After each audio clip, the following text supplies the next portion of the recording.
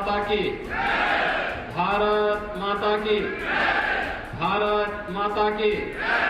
वंदे वंदे वंदे। जनपद एटा की विकास परियोजनाओं के आज के इस लोकार्पण और शिलान्यास कार्यक्रम में मंच पर उपस्थित प्रदेश सरकार में मेरे सहयोगी मंत्री श्री अजीत पाल जी, लोकप्रिय सांसद एटा श्री राजवीर सिंह राजू भैया, माननीय सांसद फर्रुखाबाद श्री मुकेश राजपूत जी, माननीय सांसद राज्यसभा श्री हरनाथ सिंह यादव जी, सभी हमारे माननीय विधायकगण, विधायक एटा श्री विपिन कुमार डेविड जी, विधायक मारहरा श्री वीरेंद्र सिंह लोधी जी, विधायक अलीगंज श्री सत्यपाल सिंह राठौर जी, विधायक जलेसर श्री संजीव दिवाकर जी, विधान परिषद के माननीय सदस्य श्री आशीष कुमार यादव जी, भारतीय जनता पार्टी के जिला के अध्यक्ष श्री संदीप जैन जी, विधान परिषद के माननीय सदस्य श्री ओम प्रकाश सिंह जी, हरिओम जी और आज के इस कार्यक्रम में उपस्थित जनपद एटा से जुड़े हुए सभी उपस्थित भाइयों बहनों, विधानसभा चुनाव के बाद जनपद एटा में मुझे पहली बार आने का अवसर प्राप्त हो रहा है। विधानसभा चुनाव में आप सबने आशीर्वाद देकर के भारतीय जनता पार्टी को फिर से प्रदेश के अंदर सरकार बनाने के लिए जो अपना भरपूर आशीर्वाद दिया है, उसके प्रति आभार व्यक्त करने और जनपद को 419 करोड़ 75 लाख इन परियोजनाओं का उपहार देने के लिए मैं आज अपने माननीय सांसद और विधायकों के साथ आपके बीच आया हूं। इन सभी परियोजनाओं के लिए मैं जनपद एटा वासियों को हृदय से बधाई देता हूं। आप सबको दीपावली की मंगलमय शुभकामनाएं भी आप सबके प्रति व्यक्त करता हूं। भाइयों बहनों, अभी हम लोगों ने यहां के थर्मल पावर प्लांट का भी निरीक्षण किया है। 12,300 करोड़ रुपए की लागत से विद्युत उत्पादन का इतना बड़ा संयंत्र आपके यहां लग रहा है।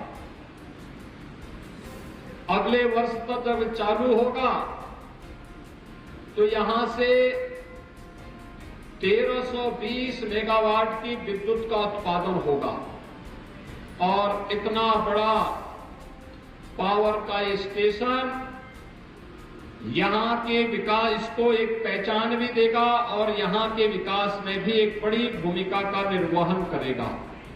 और इसके लिए जहां मैं आप सबको हृदय से बधाई देता हूं, वहीं आज एटा अपनी एक नई पहचान और नई आभा के साथ आगे बढ़ रहा है। भाइयों बहनों, एटा की एक पहचान, कोई सोचता था कि एटा में भी मेडिकल कॉलेज होगा, लेकिन आज आपके जनपद में जहां मेडिकल कॉलेज के निर्माण का कार्यक्रम भी अंतिम चरणों में चल रहा है, वहीं एटा के जलेसर में बनने वाले जो घंटे हैं, ये पूरे देश और दुनिया के अंदर हर धार्मिक अनुष्ठान में जब बजते हैं तो एटा और जलेसर का स्मरण हर व्यक्ति कर पाता है। बिना यहां की घंटी बजे तो कोई अनुष्ठान पूरा होता ही नहीं है। और मैं भी देख रहा था, वन डिस्ट्रिक्ट वन प्रोडक्ट में हम लोगों ने एटा के साथ इन सभी कार्यक्रमों को भी जोड़ा हुआ है। मुझे बताया गया कि अयोध्या में भगवान राम के भव्य मंदिर निर्माण कार्यक्रम के बाद एटा में एक भव्य घंटा बज रहा है मंदिर पे लगाने के लिए, जो अयोध्या में राम जन्मभूमि के अंदर बज सके और पूरे प्रदेश और पूरे देश के अंदर सनातन हिंदू धर्म के डंके को दुनिया के अंदर पहुंचाने का काम इसकी आवाज करेगी। भाइयों बहनों, हमें अपनी विरासत पर गौरव की अनुभूति होनी चाहिए। प्रधानमंत्री मोदी जी ने आजादी के अमृत महोत्सव वर्ष में इसी संकल्प के साथ हम सबको जोड़ने का काम किया। उन्होंने साफ कहा कि आजादी के अमृत महोत्सव वर्ष में हम सबको गौरव की अनुभूति होनी चाहिए कि हम सब भारतवासी अपनी आजादी के अमृत महोत्सव वर्ष को यानी 75 वर्ष की सफलता की इस कहानी के साक्षी बन रहे हैं। 75 वर्ष की यात्रा किस रूप में अनुपम है। जो ब्रिटिश कभी भारत पर शासन किया था, आजादी के अमृत महोत्सव वर्ष में वह भारत उस ब्रिटेन को पछाड़ करके दुनिया की 5वीं अर्थव्यवस्था बनता है। यानी ये भारत की प्रगति की एक नई कथा कहती है। विकास के कार्य, इंफ्रास्ट्रक्चर डेवलपमेंट के कार्य, हाईवे का निर्माण, पावर प्लांट का निर्माण, एयरपोर्ट का निर्माण, मेडिकल कॉलेजेस का निर्माण, एक्सप्रेस हाईवे का निर्माण, ये सभी इंफ्रास्ट्रक्चर डेवलपमेंट की एक नई कहानी को कहता है, जो विकास की गति को एक नई तीव्रता प्रदान करता है। तो लोक कल्याणकारी योजनाओं का लाभ भी किस रूप में आम जनमानस को उपलब्ध कराने के लिए बिना भेदभाव के शासन की योजनाओं को हर द्वार तक पहुंचाने का कार्य हुआ है, यह किसी से छुपा हुआ नहीं। भाइयों बहनों, जब शांति होती है, समृद्धि होती है, उन स्थितियों में आम जनमानस के बीच में योजनाओं का लाभ पहुंचे, ये अच्छी बात है। लेकिन जब विपत्ति होती है, हर व्यक्ति अपनी जान को बचा रहा होता है, और स्थितियों में शासन की योजनाओं को घर घर तक पहुंचाने का कार्य आज जो संभव हो पा रहा है, यह प्रधानमंत्री मोदी जी के विजन के कारण ही संभव हो पाया है। आपने देखा होगा कोरोना कालखंड में पूरी दुनिया पस्त थी। दुनिया के विकसित देश कोरोना महामारी के सामने पूरी तरह पस्त हो चुके थे, लेकिन भारत दुनिया के अंदर एकमात्र देश था जो अपने देश की जनता के जीवन को भी और उनकी जीविका को भी बचाने का कार्य कर रहा था, पूरी मजबूती के साथ आगे बढ़ा रहा था। फ्री में टेस्ट, फ्री में वैक्सीन, फ्री में टीका और फ्री में खाद्यान्न की सुविधा भी हर गरीब तक पहुंचाने के लिए कार्यक्रम जिस युद्ध स्तर पर चल रहे थे। देश के अंदर 80 करोड़ लोगों को फ्री में खाद्यान्न, उत्तर प्रदेश के अंदर 15 करोड़ लोगों को फ्री में महीने में 2 बार खाद्यान्न उपलब्ध कराने का कार्य संकट के इस दौर में डबल इंजन की भारतीय जनता पार्टी की सरकार ने प्रदेश के अंदर उपलब्ध करवाने का कार्य किया। 200 करोड़ से अधिक वैक्सीन की डोजेज पूरे देश के अंदर फ्री में उपलब्ध कराई गई। तो उत्तर प्रदेश में 39 करोड़ वैक्सीन की डोजेज फ्री में उत्तर प्रदेश वासियों को अब तक उपलब्ध हो चुकी है। भाइयों बहनों, ये सभी सरकार की आम जनता के प्रति रचनात्मक और संवेदनशील व्यवहार को तो प्रदर्शित करता ही है, बल्कि बिना भेदभाव के शासन की योजनाओं का लाभ हर एक व्यक्ति तक पहुंचे, इन सब बातों को भी प्रदर्शित करने का एक माध्यम बनता है। आज जब मैं यहां पर आया था देखने के लिए, मैं यहां पर इस थर्मल पावर प्रोजेक्ट को देखने के लिए आया था, क्योंकि कोरोना कालखंड के दौरान यहां पर एक समय लगता था कि अब ये प्रोजेक्ट कभी पूरा नहीं हो पाएगा, लेकिन हम लोगों ने तय किया है कि मार्च 2023 तक यहां पे पहली यूनिट अपना 660 मेगावाट की पहली यहां पर यूनिट अपना काम करना प्रारंभ करे। सेकेंड यूनिट को जून 2023 तक पूरा करते हुए विद्युत उत्पादन का कार्य हो और देश के अंदर जहां कहीं भी यहां का विद्युत जाए वहां पर एटा का नाम जरूर अंकित हो कि एटा के माध्यम से बिजली मिल रही है, लोगों के सामने एक नई पहचान मिलेगी। भाइयों बहनों, आज यहां पर 255 परियोजनाओं का लोकार्पण और शिलान्यास का कार्यक्रम हो रहा है, जिसमें से 149 परियोजनाएं लोकार्पण की हैं और 106 परियोजनाएं शिलान्यास की हैं। इसमें वे तमाम परियोजनाएं हैं, सड़क की हैं, ग्राम्य विकास की हैं, नगर विकास से है, चिकित्सा की है, शिक्षा की है, पशुपालन से है। विकास की वे सभी परियोजनाएं जो आम जनमानस के जीवन में परिवर्तन का कारक बन सकती हैं, उन सभी परियोजनाओं को हम लोगों ने आज यहां पर आपके सामने लोकार्पण का कार्यक्रम किया। परियोजनाओं के लोकार्पण के साथ ही आपने देखा होगा लाभार्थी परक योजनाओं का लाभ जिन पात्र नागरिकों के लिए उपलब्ध कराया गया है, उनमें से कुछ को सर्टिफिकेट भी वितरित हुए। आपने देखा होगा युवाओं को स्मार्टफोन और टैबलेट उपलब्ध कराए जा रहे हैं। ये टैबलेट और स्मार्टफोन उत्तर प्रदेश के नौजवानों को तकनीकी दृष्टि से सक्षम बनाने की शासन की नीति का हिस्सा है। उत्तर प्रदेश इस मामले में बहुत समृद्धशाली है। जैसे दुनिया के अंदर भारत सबसे युवा देश है, वैसे ही भारत के अंदर उत्तर प्रदेश सबसे युवा और सर्वाधिक युवाओं वाला राज्य है। हमें अपने युवाओं पे प्रतिभा, उनकी ऊर्जा पर गौरव की अनुभूति होती है और इसलिए उत्तर प्रदेश का युवा तकनीकी दृष्टि से स्मार्ट बने, इस दिशा में सरकार की कार्रवाई आगे बढ़ रही है। इसलिए 2 करोड़ युवाओं को टैबलेट और स्मार्टफोन वितरण की कार्रवाई प्रदेश भर में चल रही है। और भाइयों बहनों, आज यहां पर आपके इस जनपद में भी इस कार्रवाई को हम लोगों ने संपन्न किया है। इसके साथ ही आपने देखा होगा समाज के विभिन्न तबकों के लिए शासन की कार्य योजना कैसे लागू की जा रही है।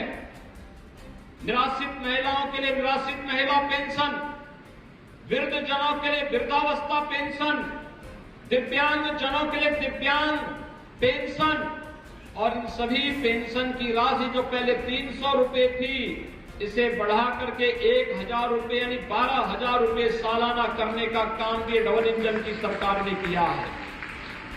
भाइयों बहनों, ग्रामीण क्षेत्र में निराश्रित परिवार हो या शहरी क्षेत्र में, उसके लिए भी सिर ढकने के लिए आवास चाहिए। प्रधानमंत्री आवास योजना के माध्यम से उन सभी परिवारों को आवास उपलब्ध करवाने की कार्रवाई युद्ध स्तर पर चल रही है।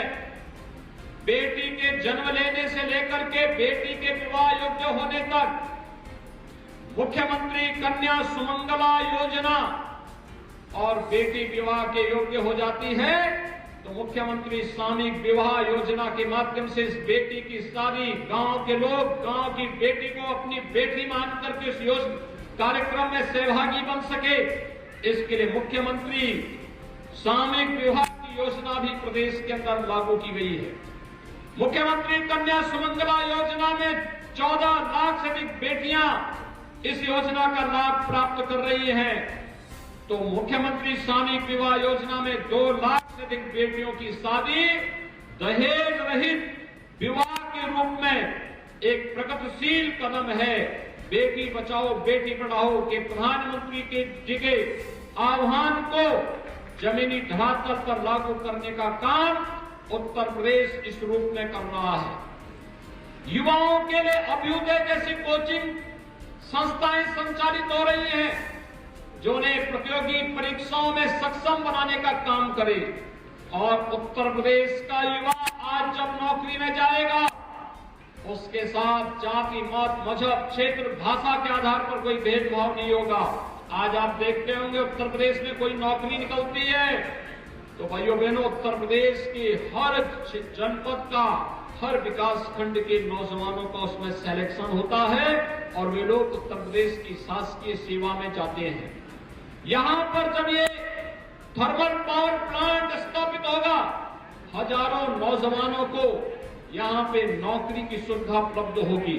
और मैं यहाँ पर पावर प्लांट से जुड़े हुए जो उत्तर प्रदेश पावर कारपोरेशन से कहूंगा कि दो काम जरूर करें कि आसपास के गांवों के जो विद्यालय होंगे उन्हें ऑपरेशन कायाकल्प में अगर आज तक उनको नहीं लिया गया है तो ऑपरेशन कायाकल्प में CSR की धनराशि का उपयोग उसके लिए एक बार करें और यहां पर उन सभी विद्यालयों में स्मार्ट क्लास की व्यवस्था सुनिश्चित करवाएं।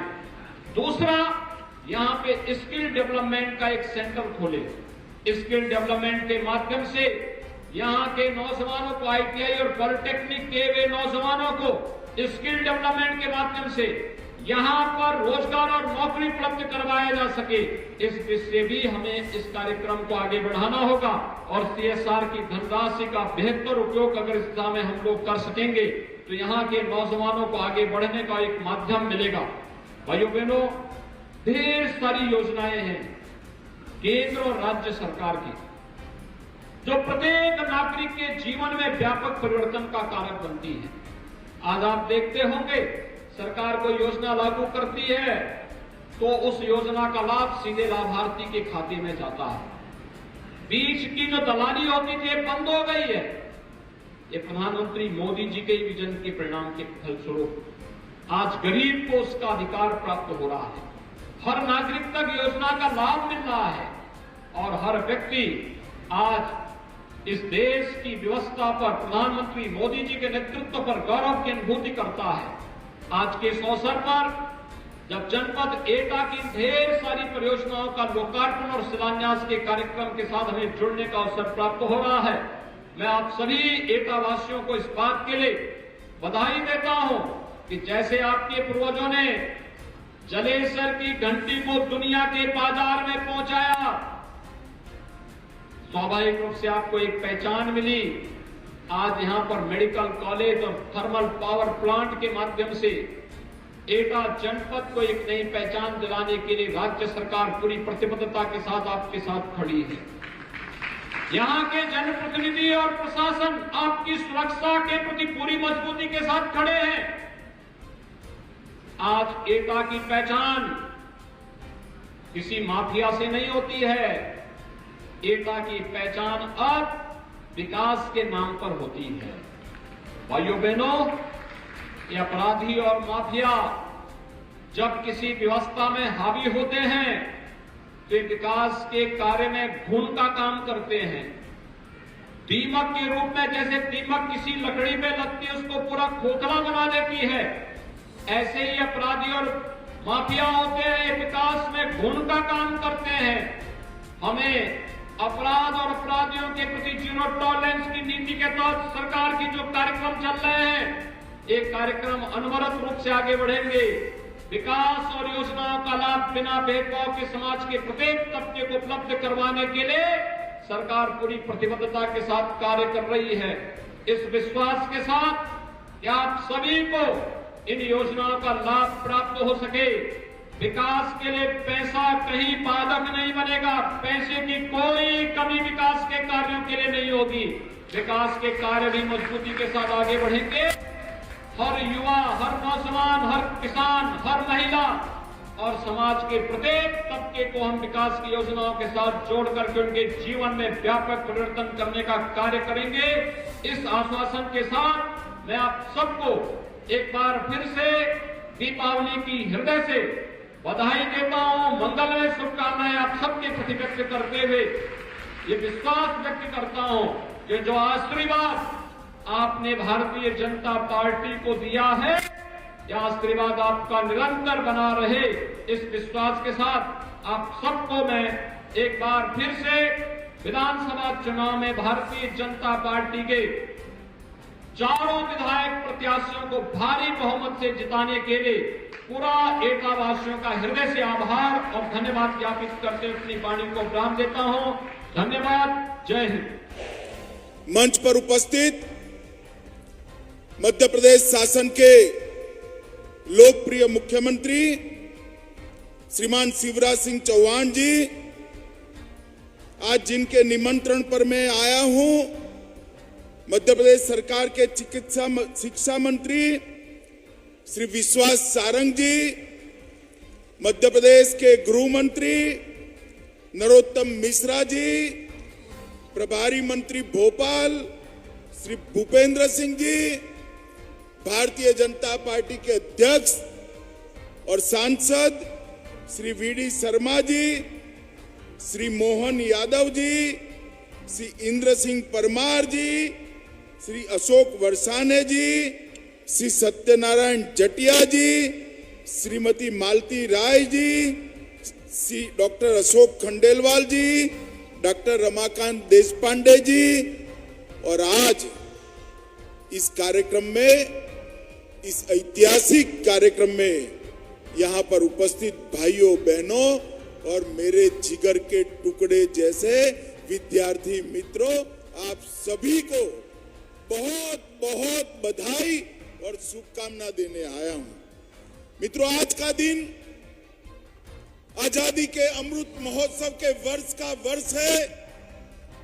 आज का दिन भारत के शिक्षा क्षेत्र के लिए बहुत महत्वपूर्ण दिन है।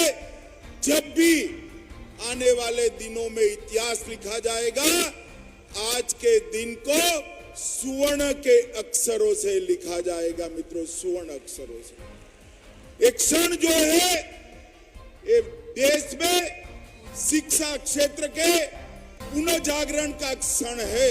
एक क्षण देश में शिक्षा क्षेत्र के पुनर्निर्माण का क्षण है। मैं देश के प्रधानमंत्री श्री नरेंद्र मोदी जी को बहुत बहुत धन्यवाद देश भर के विद्यार्थियों की ओर से देता हूं कि नई शिक्षा नीति में उन्होंने प्राथमिक शिक्षा में और टेक्निकल और मेडिकल एजुकेशन में बच्चे की मातृभाषा को अहमियत देकर बहुत बड़ा एक ऐतिहासिक निर्णय किया है।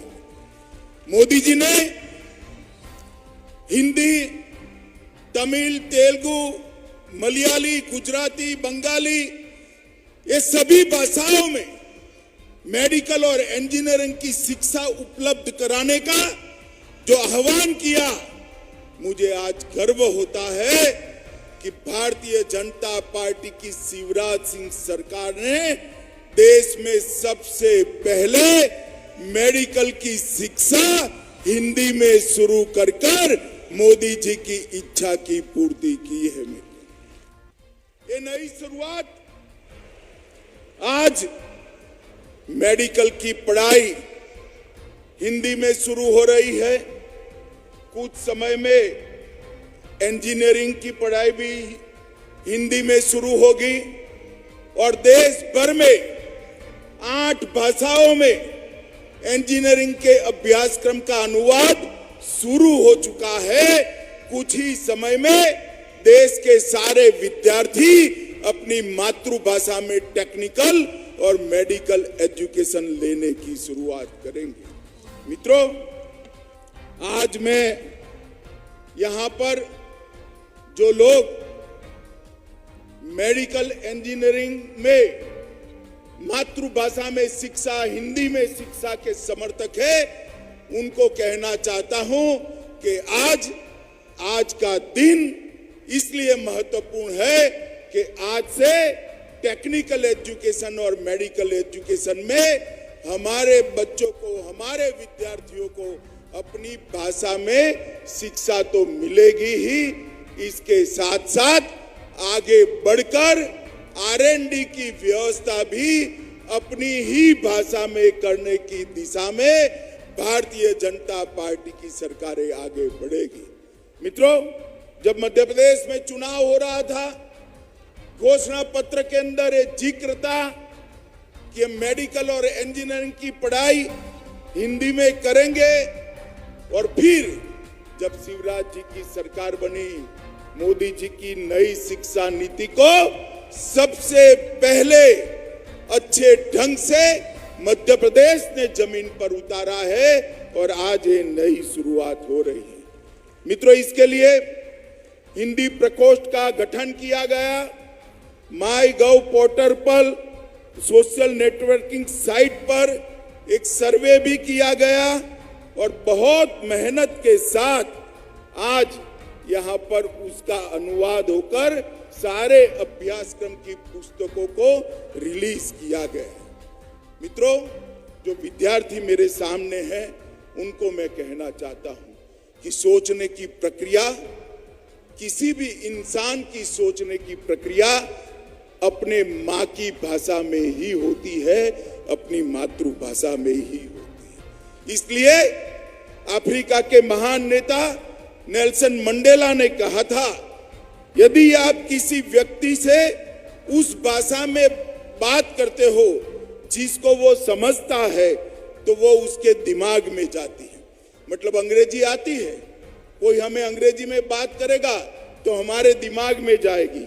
अगर आप उसकी भाषा में, मातृभाषा में बात करते हो तो वो बात उसके दिल के अंदर पहुंच जाती है। इसीलिए दुनिया भर ने, शिक्षाविदों ने मातृभाषा में शिक्षा पर बड़ा महत्व दिया था, क्योंकि सोचने की प्रक्रिया, संशोधन की प्रक्रिया, अनुसंधान की प्रक्रिया, तर्क की प्रक्रिया, विश्लेषण की प्रक्रिया और निर्णय पर पहुंचने की प्रक्रिया हमारा मन हमारी मातृभाषा में ही करता है। अगर पढ़ाई लिखाई और अनुसंधान मातृभाषा में हो तो मुझे पूरा भरोसा है भारत के विद्यार्थी विश्व के किसी भी विद्यार्थी से कम नहीं है। समग्र विश्व में वो अनुसंधान के क्षेत्र में भी भारत का डंका बजाकर लाएंगे। मित्रों, दादा भाई नवरोज जी ने 19वीं सदी में ड्रेन ऑफ वेल्थ की थियरी रखी थी। यहां से धन को खींचकर विदेशों में ले जाते थे और 21वीं सदी में वही ताकतों ने ब्रेन ड्रेन करने की थ्योरी अपनाई। हमारा भारतीय बच्चों को उन्होंने अपनी भाषा में पढ़ाकर ब्रेन ड्रेन थ्योरी को आगे बढ़ाया। अब Modi ji brain drain theory को ब्रेन गेन थियरी में बदल रहे हैं। आपका दिमाग इस देश के लिए है, पूरे विश्व के लिए है और इसका उपयोग अपनी मातृभाषा में कर कर आपकी चिंतन की क्षमता को, आपकी तर्क की क्षमता को, अनुसंधान की क्षमता को हम आगे बढ़ाएंगे। गांधी जी ने भी कहा था, सिर्फ आजादी से कुछ नहीं होगा। रसायन शास्त्रियों, इंजीनियर और मेडिकल के डॉक्टर जब अपनी भाषा में पढ़ेंगे तभी जाकर वो देश की सच्ची सेवा कर पाएंगे, दुनिया की भी सच्ची सेवा कर पाएंगे। मुझे आज बड़ा आनंद है कि त्रिभाषा के फॉर्मूले को मध्य प्रदेश के शिवराज सिंह ने बहुत मन से स्वीकारा है और आगे बढ़ रहा है। मित्रों, आज मोदी जी के नेतृत्व में नई शिक्षा नीति के माध्यम से हमारी भाषाओं को महत्व देना शुरू हुआ है। जेईई, नीट और यूजीसी देश की 12 भाषाओं में एग्जाम देने की व्यवस्था, परीक्षा देने की व्यवस्था नरेंद्र मोदी जी ने की है। कॉमन यूनिवर्सिटी इंटरस्टेट 13 भाषाओं में, देश की 13 भाषाओं में आप दे सकते हो। 10 राज्यों ने इंजीनियरिंग को भारतीय भाषा में तमिल, तेलुगु, मराठी, बंगाली, मलयाली, गुजराती में अनुवाद कर इसकी शिक्षा भी आगे चल रही है और भारतीय सांकेतिक भाषा का भी मानकीकरण हो रहा है। मित्रों, जब आज टेक्निकल एजुकेशन और मेडिकल एजुकेशन के अंदर हिंदी की सुभग, सुंदर और आज पहली बार शुरुआत हो रही है, तब मैं देश भर के सारे विद्यार्थियों को बहुत बहुत बधाई देना चाहता हूं। मित्रों, अपनी भाषाओं में पढ़ाई लिखाई से निश्चित रूप से आपकी क्षमता का वर्धन होने वाला है, क्षमता बढ़ने वाली है और मैं आज देश भर के युवाओं का आह्वान करने चाहता हूं कि भाषा की ये लघु ग्रंथि से आप बाहर आ जाए। लैंग्वेज के कारण इंफीरियरिटी कॉम्प्लेक्स सहन करने की जरूरत नहीं है, पालने की जरूरत नहीं है। इस देश में अब नरेंद्र मोदी जी की सरकार है। अपनी भाषाओं में आप आपकी क्षमताओं का बहुत अच्छे तरीके से प्रदर्शन कर सकते हो।